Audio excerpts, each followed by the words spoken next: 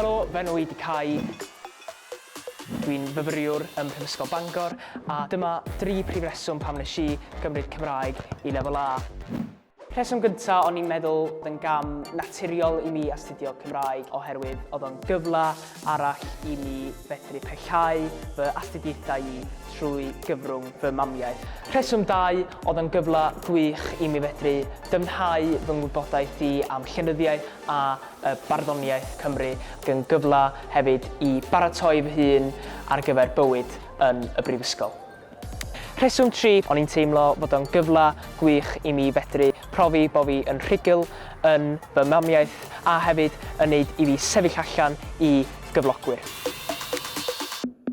Yn amlwg, mae Covid wedi newid trefn fy niwrnod arferol yn y brifysgol yn llwyr. Felly dyma sut mae fy niwrnod I mynd ar hyn o bryd. Dwi'n cael fy narlithoedd I dros Zoom, Blackboard Collaborate, Microsoft Teams. Dwi'n astudio. Diwrnod o astudio ydy hi I fi heddiw yma. Mae gen I dreithawd yma dwi eisiau orffan heddiw yma. Dwi'n ymarfer I aelwyd JMJ, cor y brifysgol. Dudwch helo pawb!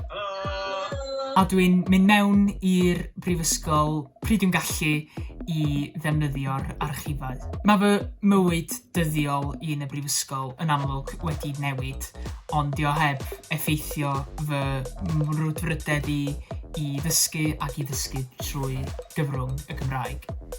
Roedd astudio Cymraeg ar gyfer lefel A I fi yn no-brainer. Dyna oedd fy hoff bwnci, fy mhwnc cryfau a ch'mo' be, dwi dal I fwynhau o heddiw yma. That's a wrap.